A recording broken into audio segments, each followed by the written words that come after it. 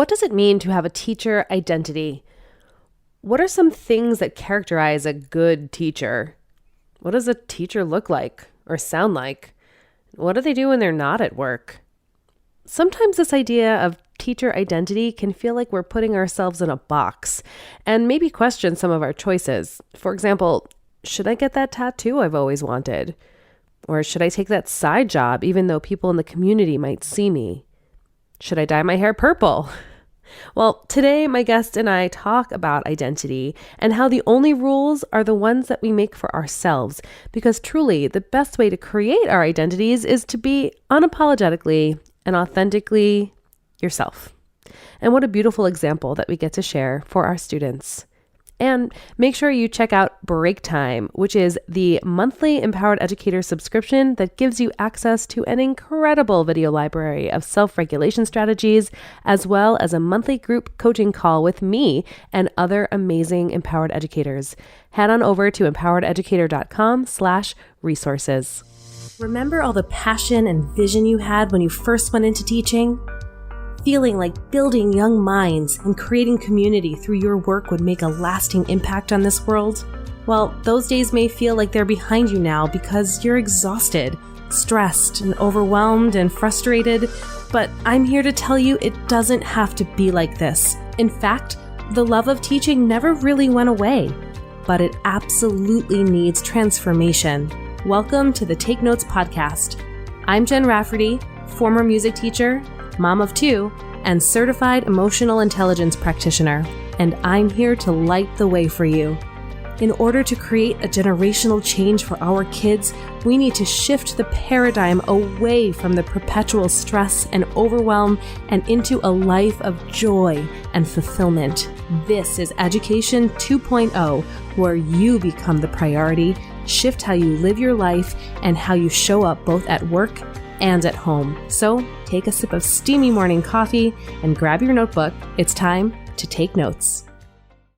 Hello, and welcome back to Take Notes. I'm so excited for this episode today because I am here with the incredible Jenn Mercado. And Jen is a real estate agent by trade and an entrepreneur by spirit and a former educator. She is the owner of Jenn Mercado PA, her luxury real estate brand, and Insightful Media LLC, where she provides coaching and direction for realtors and their social media presence. And she has the unique gift of seeing people where they are and connecting them to communities that support them. She's a mother to two young children, a wife to her best friend and number one fan with whom she's created a seemingly traditional life while rewriting all the rules. Hi. Wow. That's actually on point. Yes. Well, I should hope so. It's yours, girl. Yeah, sometimes like you write it and then you hear it and you're like, yeah, that's true. Like it's true. I think when you hear from somebody else, like it lands different. So yes, hello. And I am super excited and honored and thank you for having me on today. Oh, it's my pleasure. I'm just so excited to get an excuse to talk to you. That's really what this is about. I love it. Yes. And it's a public conversation. So it's all going to happen right here, right now in front of everyone else, which I'm so for. Yes, me too. So one of the things that I love about you, and we've known each other kind of peripherally for a long time now. And so something that I've always just admired about you is that you're so open and public about really showcasing that we're never one thing. And, as someone who comes from a traditional background, who took a very traditional path, it's really been inspiring to watch you morph and shapeshift into whatever feels right in the moment.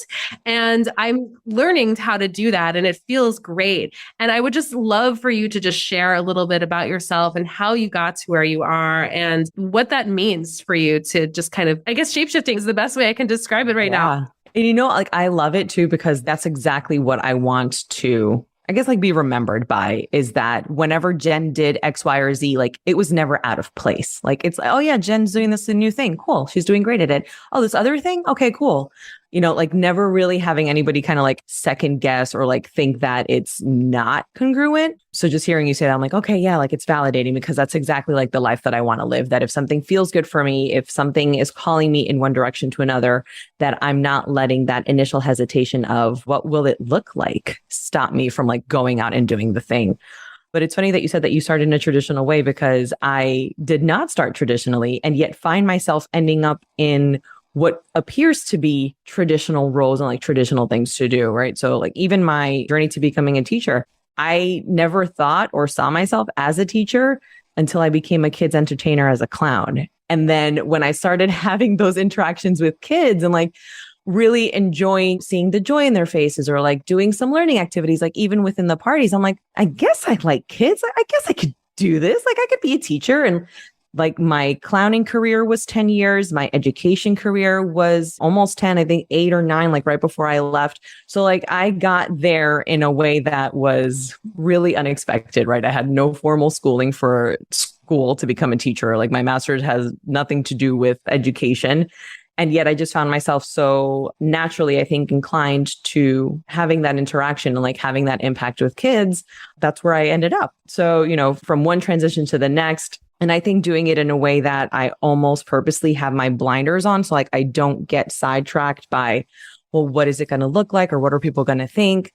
Because I so just want things to happen. And like that kind of, I guess, tenacity and having that blind me to just get to where I'm going. I don't stop to think of, oh, well, what does this look like? Like, right. Then after, you know, becoming an educator, going into real estate now, I'm not transferring. I'm still doing real estate, but now transitioning into a more educated role, even within real estate, now coaching real estate agents with their visibility on social media, doing it in such a way that for me, I don't bat an eye, and that the people around me and my family are just super supportive and don't bat an eye that Jen has a new hobby, or like, oh, this is what your passion is calling you to do. Great. You know, and I think having that support really gives me the confidence that in anything I'm going to do, I'm going to excel. Whether I do or don't, I feel like I could. And that's good enough for me to just get to where I'm going and to try out new things and end up making it look, I guess, like it's traditional, but it's not. The behind the scenes is really an interesting roadmap to end up to where I am. Yeah. And I want to talk about that behind the scenes in a minute, but you totally glossed over being a clown for 10 years.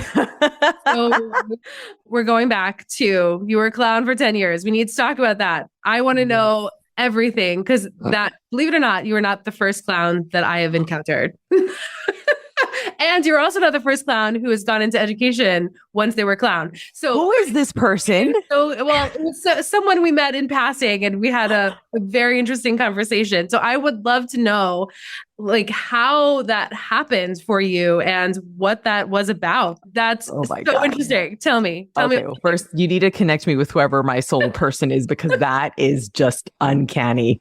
But clowning also was a happy accident. It's like one of those things where something just randomly pops up and inspires you to look on Craigslist, and you look on Craigslist and you find this job. Like it's going back to the things just happen. And if it feels right, I go for it, you know, because what's the worst that can happen, right? I'm living like trying to figure out whether I should do it or not. But at the time I was working as a paralegal in a real estate law firm, and I wanted to do more creative stuff, like really feed into that creative part of my soul. Like I'm a singer. I love singing. I love performing.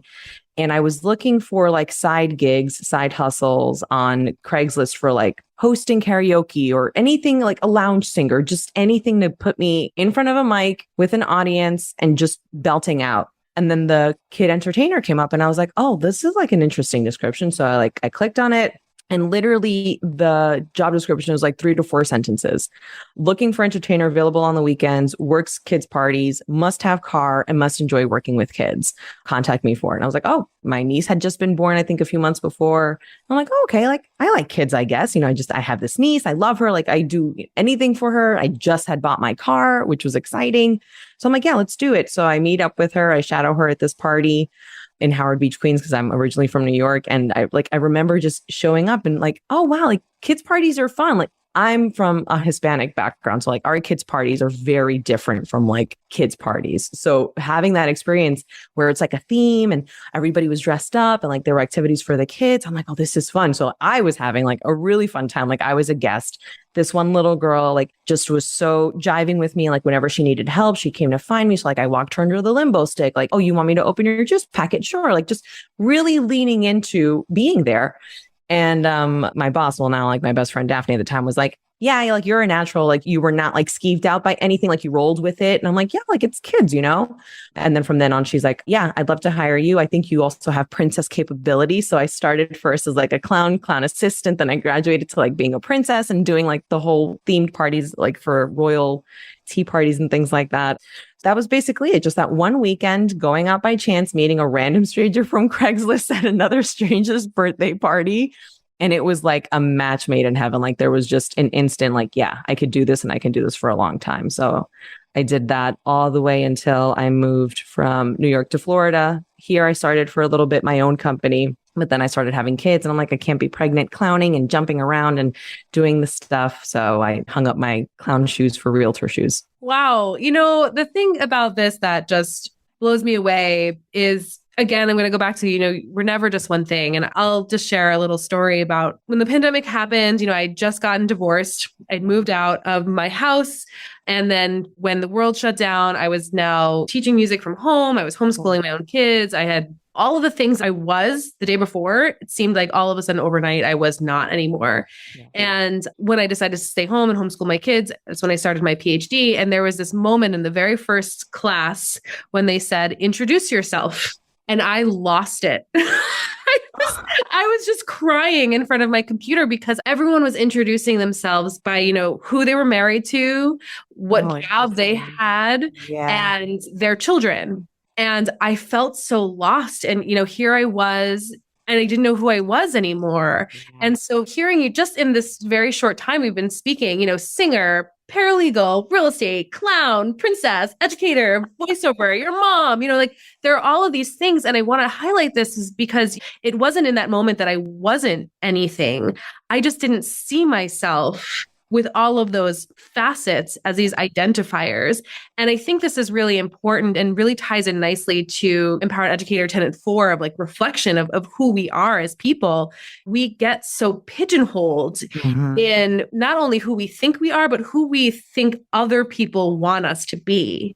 Spot on. So Spot on. We have such blinders on in a way that creates tunnel vision, and we don't actually see ourselves any other way. And I think this is something that ties in so closely to burnout and feelings of exhaustion, is because when we put in ourselves, our full selves, and we connect it to our identity as being this one thing. And just as an example right now for our audience is just as a teacher, everything else falls to the wayside. And what really I was excited to talk to you about is just this, is because, you know, when we do see ourselves as multifaceted, almost like sprinkles are coming to mind. Just like all these beautiful different colors of like an ice cream sundae, like all of the different parts to it. We are so much richer than we might realize. So how did this happen for you? Was this something you always knew about yourself, or was this like defining moment where you're like, oh man, like I'm not just one thing, I'm everything? Yeah, I'm so happy that you asked that, because it was almost like I didn't have a choice but to accept that I am all these different things. And like now as an adult, I embrace it. I'm like, yeah, you know, oh, I do this. And like very cavalierly, I can talk about like the 50 careers I've had in like my 34 years of life. Like I'm ready for retirement because all of those subsets of work are exhausting, you know, but I think just going into it, having fun really helped kind of like break down the barriers of that. But I don't think it was something that I had intentioned to, but it was something that I came to accept about myself probably at a very early stage, because like even my upbringing has been very non-traditional, right? Like I had, I guess what I can say, like a progressive parenting, right? I didn't have the normal structure of family. I had like my single mom raising me on the one side with my siblings, and then like on the other half, like my dad with a full married life, career, 401k. Like I literally lived in two different worlds as a kid. And I think growing up, just trying to figure out in which world I fit in the most, I ended up not, I think, attaching to one identity over the other, but just allowing the identity to fit the purpose of wherever I was. So that sounds like I had multiple personalities. I don't. It was just like situationally, I knew where I was standing and that it wasn't who I was. Just my circumstance, just my situation at this time. Like, this is who I am. I'm my dad's daughter with my stepmom and my sister and my brother. And then at my mom's house, I was super like rambunctious for my mom. So I was always like the ping pong ball bouncing off the walls. So understanding that one over the other wasn't better. They were just different and they were just me. And that was just the circumstance of my life, and learning to not chameleon, but learning to live and exist in both worlds in a way that I didn't feel like an outcast. Because I did a lot of the times. I felt like I didn't fit in and I didn't fit in. And I'm like, well, I don't fit in because these are like two different worlds, but I live in them. So I don't have to fit in. That's just my life, right? That's just where we are. So then going through high school and going through college and like having more of that time of reflection with myself and really piecing together my role in my life and what I wanted my life to be. I want to say it might have been like in college where I made the decision that my past and who I was and like the things that I experienced as a kid didn't define me, just informed decisions that I made and the decisions that I can make, and who I ultimately wanted to be doesn't exist because I've never met anybody who had a similar upbringing to me. So just coming to terms with like, okay, like I have a story and everybody has a story, and to everyone, their story is unique. And I find mine unique, and leaning into that more than fighting it lent to a lot more like growth on my behalf than like getting pigeonholed and fixated on having to find the perfect box for Jen and fitting into it, where it's now like, whatever personality, whatever circumstance, whatever resource or tool I have in my advantage to assimilate, understand, experience, and relate to whoever I'm with, that's just the toolkit that I have for having all these different worlds exist within me. Well, it's so freeing. It wasn't, but yes, now it is. Yeah. Tell me about that. What do you mean it wasn't at first? Was it scary? Yeah, it was scary because like when you're in school, you have to know what you want to do when you get to college, and you have to know exactly what profession you're going to do. And your profession has to go straight from your college career. And me not ever being able, I think, to hone in on one skill or one industry or one thing that I really wanted to do, I felt like I had no direction. Like I didn't know who I was because I didn't have this box, this industry, this like clear set path of this is what Jen wants to do. This is how to get there. So it was a lot of just, I'm just going to do whatever's here, because I couldn't find where I fit in. And I was attaching so much of my identity to who I had to become. And, you know, through no fault of school its own, but that's what you learn in school. You go, you follow the rules, you get your education, you do the very best that you can. And then once you're done doing the best here, do the best out there in the thing you decided to do here. And I was not finding that, right? So like even majoring in poli science, but then minoring in philosophy. Like, why? I wasn't going to go become and create like a whole government creator. Like, it's not what I wanted to do. But I found that there were a lot of different skills in community building that I can do with that background, and really understanding nuances of people and just existence through philosophy. And that just informed me to be like, all right, there is no thing that you really want to do. So just do all of it until you can figure out what it is, because this box that everybody tells you need to find and fit in and conform to is just not a thing. It wasn't a thing for me personally. Now I don't think it's a thing for anybody, but I just had to get comfortable quickly with being free and redefining rules, which as a rule follower is very difficult.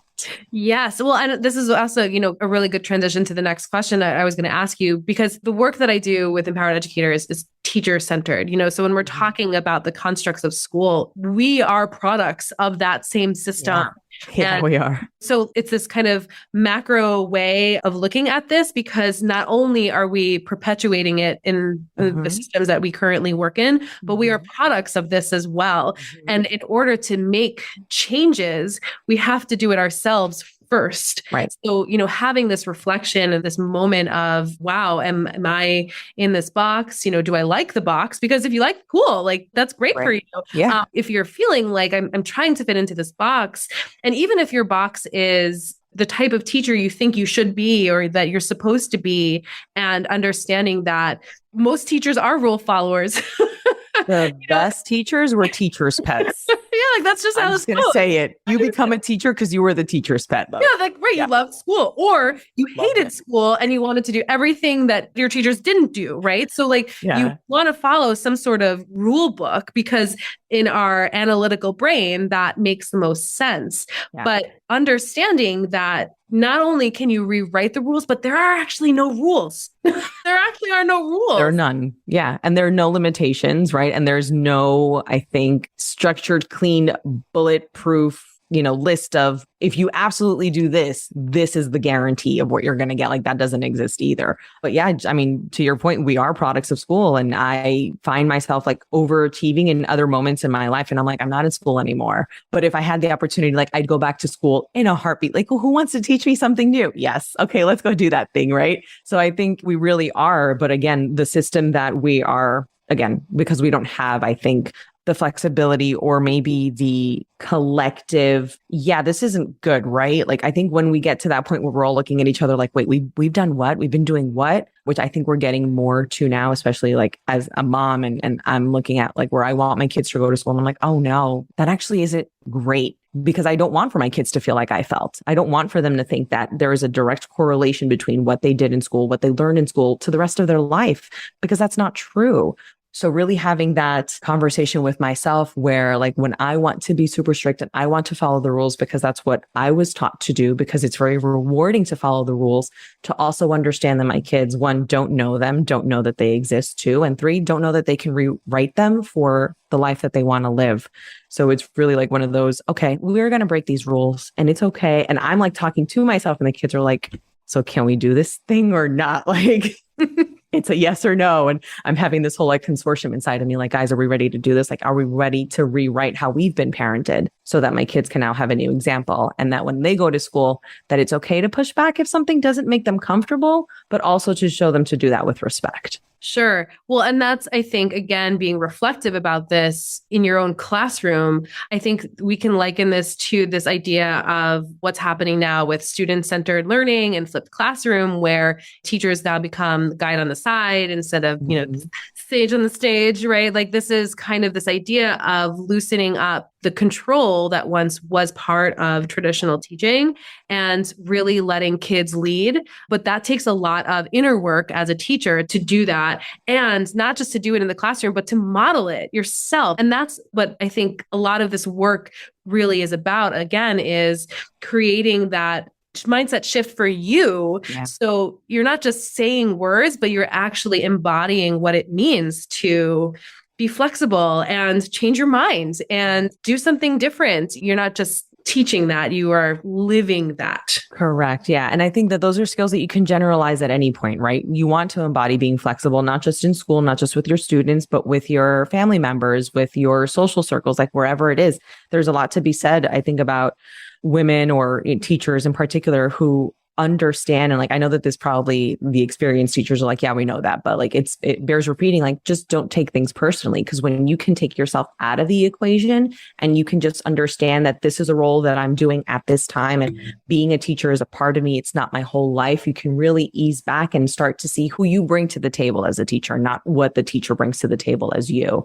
And I think having that distinction really is going to help in embodying it, because now you're not your job anymore. You're what you want for the students to understand. You're giving them an open space to make those mistakes that we say it's okay to make, but freak out when they happen.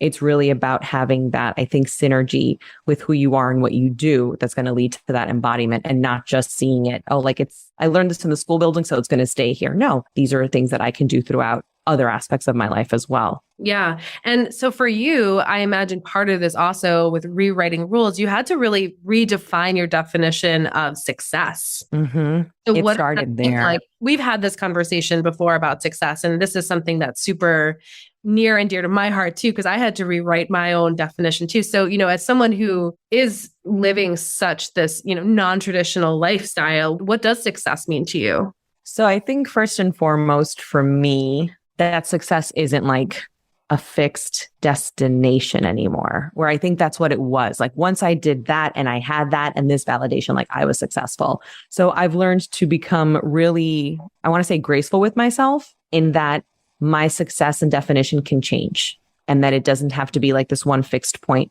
that it can just look like and be what feels good for me at the time and what I feel is the journey that I'm meant to be on. So my current definition of success right now is kind of what I'm doing. Just being able to show up as I want, as who I am, being able to mess up on stage if I need to, mess up in front of my kids. It's having a sort of financial independence and freedom that I choose to make investments in my business, that I choose to have a supporting role for another company if that's what feels good and is going to also like give me a skill set.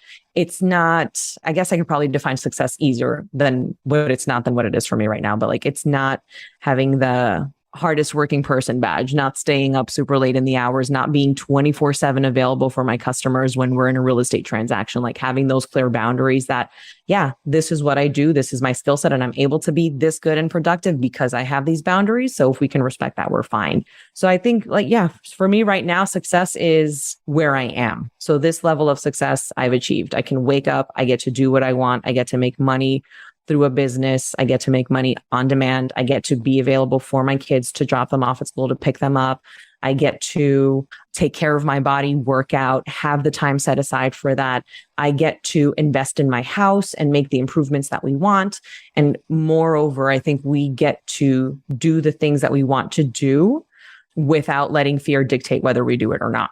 And I think that probably is my definition of success. Doing what I want to do and not being afraid of not doing it, but doing it maybe because it doesn't feel good or because it does feel good, but not having that fear be the reason I stop or don't do something. Yeah. And I think even just that understanding that we get to define success however we want, you know, that's another thing with, again, being products of our upbringing, right? Yeah. It's about getting all of the A's and getting the external praise and acknowledgement. And education is generally a thankless job of service, right? So we're just like, waiting for someone to just say thank you, you know, and when they do, well, then we'll feel successful or we'll feel that we meant something or that's important.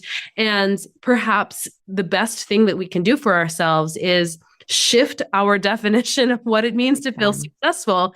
Because even what you were saying of success is doing what feels good, that is also a very radical idea for a lot of people, especially as when we first start working together. You know, it's not until we kind of dive into what that really means is they're like, oh yeah, okay, that makes sense now. Because oftentimes we feel like we have to do things that don't feel good to be successful. Right. And again, in being reflective, this isn't just about what we're teaching our kids. It's about embodying this shift so we can be examples for another way to live, because the way we're doing it right now, it's not working. It's not sustainable. We cannot maintain healthy longevity, not just in teaching, but just in like in every career, right? You know, so you're going to make the most money and feel burnout, or you're going to get to retirement and not be able to enjoy it because you've been stressed out for 30 years and now you're sick.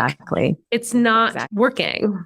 Well, and also like not even allowing yourself to celebrate that success, right? Because I remember, super straight A student here, like reading commendation cards in the newspaper for being an avid reader, like all the things, but never really like feeling that I can brag about it or like celebrate. Like it became a thing that almost made you jaded. Like, oh, okay, yeah, Jen got another A, big deal. And it's like, it is a big deal. But at that age, like that's just what was expected. So really understanding that shift that, like we have this external validator and then we receive it, but also limit it. Like, don't let that go to your head. Don't get super involved in the fact that you did good. Like that just means that you have to work harder because now you put yourself on the spotlight, that this is the type of career as a student that you're going to maintain and hold. So really, like when you said that, getting the A's, I'm like, oh my gosh, yes. Like having that validation that, good job, you did it, but also, okay, but get over it because now you have to do it again and like just keep going and keep doing it.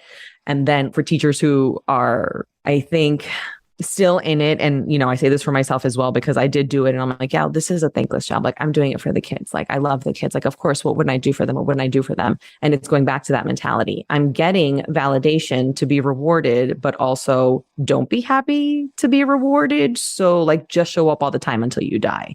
And I think that it's such a powerful shift too, that when we do get those validations and we're not allowed to celebrate them, like that could be an awareness for you too. Like, wait, why am I not feeling like I can celebrate this? Like, this is what I wanted. Why am I not happy now that I have it? And that's another way for you to be like, maybe this wasn't my success. Maybe this was somebody else's. Maybe this was something that I was raised to think that I need or want or absolutely have to be this person in my community, be this person in my family. And it doesn't feel right. And that's why. Sorry. Yeah, right. Well, I think there's two things that I think you mentioned there. First is, again, like living someone else's expectations of you, which is really important in whatever you're doing. And even if it's just in the way you show up, right? Mhm. The way you decorate your classroom or the way that you interact, whatever it is, it doesn't matter. It has to be true to you, first of all, because otherwise the successes aren't going to feel good. And then the second thing you had mentioned is that we look at celebrating ourselves as bragging. And a lot of times when I work with teachers and school leaders, they are very uncomfortable celebrating themselves because we don't want to boast. We live in this culture where it's not okay to toot your own horn, or you have to say, I'm going to toot my own, or like, I don't mean to toot my own horn, but like, no, toot, please. Toot, toot, toot. Yeah, toot, toot. Because if you're not going to take the time and sit in that, you're missing the whole thing. You miss the whole thing. And if this is really what you wanted, then you need to take the time and receive that beautiful success. Mm-hmm. Sit in that moment where that kid had that light bulb go off, sit in that where you just finished your big assessment project for the thing and everyone showed up and it was great. Like sit in that thing because, and not just sit in it, tell someone. Yeah. Thank you. I was just going to say Facebook. To expand on that, tell somebody. And also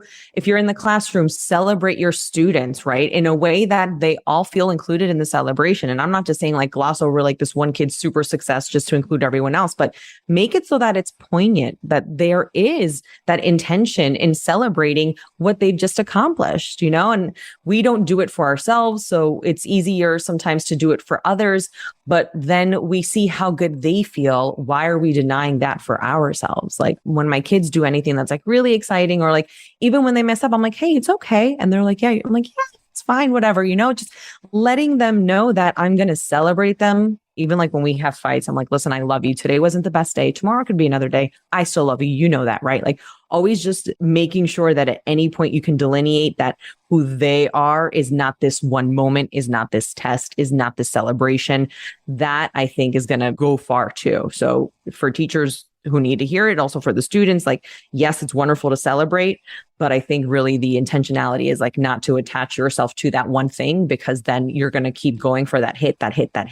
And at the end, you as a person deserve that hit regardless of where it comes from. So you're not always fixating on doing that same thing over to get that response again. And that brings us back full circle, because this now then validates when we're celebrating all of these things that we are never one thing. We're never one thing. And the more we can celebrate all of the beautiful continuum and the huge spectrum of successes in our lives, the more evidence we start to realize like, oh, wow, I'm not just one thing. Mm-hmm. And the more rich our lives become because we see ourselves as all of the different fractals that we are.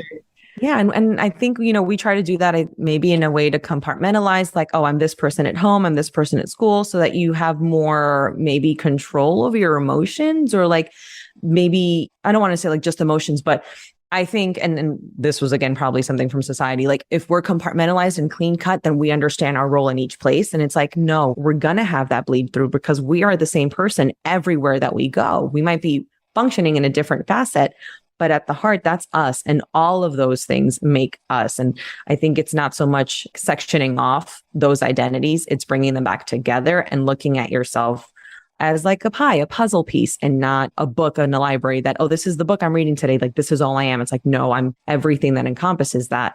And that just, it leads to self-acceptance, I think, in ways that people might not expect. Like, it took me a while to come to terms with that I'm all of these things. And that, again, not that I'm wrong, just that they're different and they're incompatible. And that's okay. That's okay. I can like women and be married to a man. Like there are things that are not compatible, but that it doesn't matter whether it makes sense or not, because the life that we're creating is just one where it's like, it feels whole. And I think that wholeness just comes from you saying, yes, this is who I am. No apologies. This is my life. This is what I've been through. I can't apologize for my experiences. I can't apologize for the identities that I'm attributing to myself, but also I can change them at any time. And okay. Right. And again, it's making sense is really just about a construct of rules that, again, don't exist. So as long as you show up as your most authentic you make sense because you are. That's it. And the sentence, I am is so powerful. And this is an exercise I do with the people that I work with too, is make a list. I am, and just see what comes up. Sit on it for a little while and come back to it a couple of days later. And you'd be surprised the kinds of things that start to come up for you. Yeah. And I think like the other part of it too is when you have that awareness of who you are, also understand that you don't have to be anymore. Like if it's an identity or something that doesn't fit right or doesn't feel good anymore, you can let it go. Nobody's going to judge you for holding on to it. People might not even know that you subscribe to that identity anymore. Like it is okay for you to just let go of the things that you feel need to be let go of. Right. And I think that there's always this concept in society where it's like, oh, you're letting go, you're giving up. Like, how dare you give up? It's like, no, I fulfilled the duty. It did what it needed to do. Like, it's okay to let things go and die. Like, that's fine. So I think it's also having that forgiveness of yourself and having that grief moment. Like, yeah, this was an identity that I thought I was, but seeing where I am and the things that I've been able to do, like, that's no longer me. And that's okay too. She brought me here, and I'm saying she because it's me. We fulfilled the purpose. Whatever lesson I had to learn from that Jen happened, and I can let her be free in the others to wherever she needs to go and not hold on to that experience or identity anymore. And that's huge. And for me personally, that's been a journey for me to have that moment of not just acknowledging, yes, old Jen served a purpose and now new Jen comes along, but that moment of grief of letting go an older version of myself. And then that self-forgiveness piece of things that I didn't really, me now looks back with all of the wisdom that I have now. Like, how could old me have made those choices? And it's, that self-forgiveness piece. And then you come to a sense of, like you said, gratitude of, I wouldn't be here right now if I didn't have that. And it is a journey, but a beautiful one. And I think that's really what we're doing here. We grow and evolve and change and shapeshift and figure out who we are. And that should change. And I am purposely saying should here. I know in this world, I don't often say should, but if you're doing it right, you cannot be the same person you were 10 years ago. It doesn't work that way. And embracing that beautiful change, which is scary, is really how you're going to become this best version of yourself and self-actualize. Yeah. I mean, and like that just brought me back to, early in the conversation, you'd mentioned like all the things you were going through, like during the pandemic, like I shifted my entire life to in the pandemic, right? Like, I mean, you had an experience and then you are in this new environment and like, you still have like this old you kind of like in this new you emerging and you're like, and then who are you? I don't know, like how could that not have been the answer at that time? Because you literally were in a transition. You had no idea, right? And I think that the pandemic kind of did that for me. Like I was already, I guess, in the throes of like postpartum depression. And I was just like, something is not right. Like I couldn't put my finger on it. I didn't know what it was. I didn't know if it was just hormonal. I think it was a moment of collective pause, grief, and release at the same time. Everybody, I think, went through some sort of like metamorphosis then. And however we emerged at the other side, I think what hasn't been spoken about is that grief period, that whoever we walked into in 2020, like is not the person that's here. And whether it's good grief and you're happy where you are, or it's sad grief and like things took a turn, like you're allowed to grieve. I can still grieve that mom that I was. And like all the things that came up for me that year that I never wanted to revisit of my childhood, like it was necessary. Like I had that grief and it was okay to have it. And it's okay to feel those feelings where like, yes, everything's fine. Everything's fine. No, it's not. Then it's not. Like, that's okay. There is no clean cut way to be a human. So that's all there is. It's messy and it's a beautiful mess. If you're alive and it's messy, mission accomplished. Right? That's just it. Yeah. And before I forget, I'm going to put in the show notes, there's this beautiful song. I don't know if you know it, but there's a song, Never One Thing by May Erlewine. It's a gorgeous song and I'll send it to you after the podcast too, but I'll put it in the notes because it has been a repeating theme song for me over the last 2 years, especially during COVID, kind of getting me through and understanding this identity shift from everything I talked about before, but even, transitioning from being in the classroom to now teaching educators. I had written a book about being a teacher and it was like, well, what does this mean now that I'm not in the classroom anymore? I had to really grieve like you were talking about and then step into this new version of myself, forgiving myself for making this decision that I thought it needed forgiveness, right? And then being able to work through all of those messy feelings to get to where I am today. And no matter what the transitions are, whether it's to paralegal to clown, to there to princess, or moving classrooms or grade levels or shifting from a pandemic. It doesn't matter. We all go through this beautiful process. And once you kind of see this from new, fresh eyes and invite it in, what are the possibilities? There's so many possibilities for us in this lifetime that to pigeonhole ourselves into this one thing, you're selling yourself short. And then in turn, that's what we're modeling for our kids. And we are cutting them off at the knees before they even get a chance to get out the door. Exactly. Like I think back to like some of the teachers that I had, like I want to say I had the blessing of just some really amazing teachers. Like I can name you my teachers probably from like kindergarten to like college, because I've just, again, teacher's pet, and I didn't want to forget anybody's names. I don't know anybody's name I met yesterday, but my teachers, I'll tell you. I just had the good fortune of having them when there was this like lean in towards you can be whatever you want to be. Dream it and you'll become it. We're all like crayons in a rainbow. Like I had those teachers. Like I had that progressive attitude where, yeah, like you excelled at it. Amazing. Somebody efforted it. Awesome. Like never really bringing anybody down. Although like now as I'm an adult, I'm like, oh, they totally like knew that I was going to be like neurotic because of like how attentive I was to my grades. But really just having that, yes, you can be whatever you can be. And if it was just a slogan or a campaign that teachers had, like I drank that shit. I bought into that Kool-Aid. And I'm like, you know what? Bet I can be anything that I want to be. And in my family, there's nobody who's done any of the things that I've done, and like not even saying it as like, oh, look at me, but like saying it like it's scary to do these things and to just have that, well, does it feel good? And what am I going to leave behind in doing so? It's like, oh, okay. And then you're raising everybody with you. And then they start to see themselves in a new way, and they start to believe and drink the Kool-Aid that they can do whatever they want. And they start to pivot and change careers. It's like, yes. And I will champion you because why not? And if you change your mind, have at it. That's it. Yes, more of this. So which leads me to my last question, which I ask everybody, considering all that we've talked about, what is your dream for the future of education? I think for me, the dream is like, I don't want to rewrite everything, right? There were some things that I think were pinnacles that worked and that got us here and that are leading us to have this conversation because it didn't all suck. There was a lot of insight and beauty in what we did. But I think if I had a dream for the education system, it's just for it to not encourage the box, I think is the best way that I could describe it. Don't encourage just excelling in a test and that's all you are. Don't encourage just getting into college and that career and that becomes who you are. I think it's, yes, you have a skill set in taking a test and reading books and engineering. Great. Cultivate that skill set in a way that it's more generalized and not, well, if you're good at this, then you can only do that. Because I think that's a huge disservice.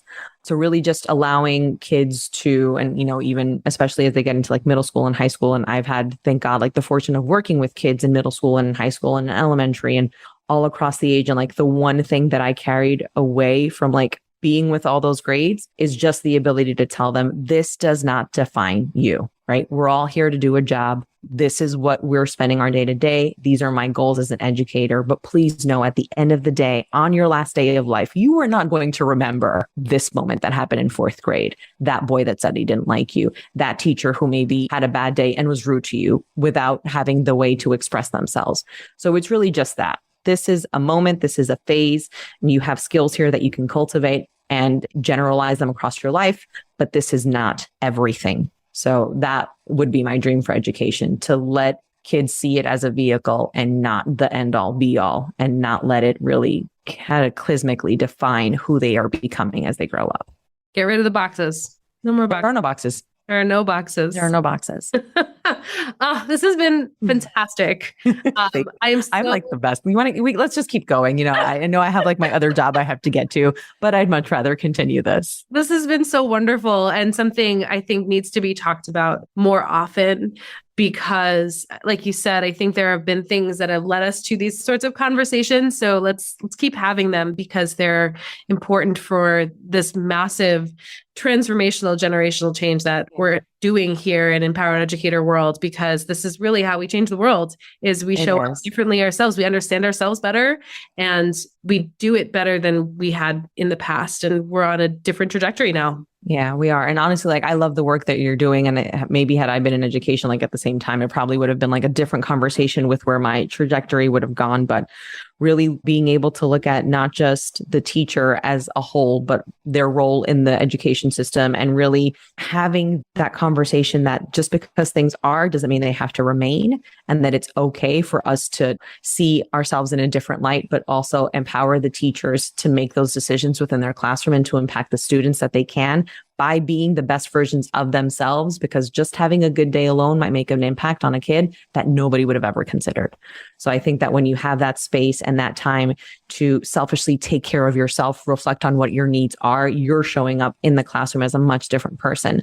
And that's going to translate a lot more to a student than if you just, hit all your benchmarks and everybody's fine. Yeah, because, that taking care of yourself, that is how you serve your students, and rewriting the narrative of that being selfish. That's really, if you want to serve, then you better take care of yourself first. Absolutely. Mm-hmm. Absolutely. Yes. So if there are people who want to get in touch with you and learn more about you and your story and all the beautiful things, we didn't even talk about your career as a realtor. So maybe we'll have you back on and we'll talk about buying a house, particularly in this crazy market right now. How can they get in touch with you? So I'm mostly on, Instagram at the Jenn Mercado. I have a website, www.jenmercado.com. Also have a podcast, Red Carpet Living with Jen. That's on YouTube and Anchor and all the places. But yeah, social media is, I think, maybe the first place you can find me. And also I'm a realtor, and our information's super public. So if you were to Google Jennifer Mercado, you would know all the things about me. But yeah, I think I would say start an Instagram and we'll go from there. Great. And all of those links will be in the show notes, obviously. So thank you so much for your time in this gorgeous conversation. It needed to happen for me today, personally. Oh, yay. Happen today. So thank you. Thank you. Honestly, this was a pleasure. I think long overdue. You and I have always needed an excuse to just do this one-on-one. So I'm happy that it happened, but yes, overdue. But really, thank you for having me, for sharing this space, and for taking me back down memory lane to the 5,000 other jobs I had before. It was amazing. I'm glad you took us on that journey with you. Thank you. I appreciate it. Thank you. Yes. And thank you so much for listening. And we'll be back next week with a new episode. Incredible, right? Together, we can revolutionize the face of education. It's all possible, and it's all here for you right now. Let's keep the conversation going at Empowered Educator Faculty Room on Facebook.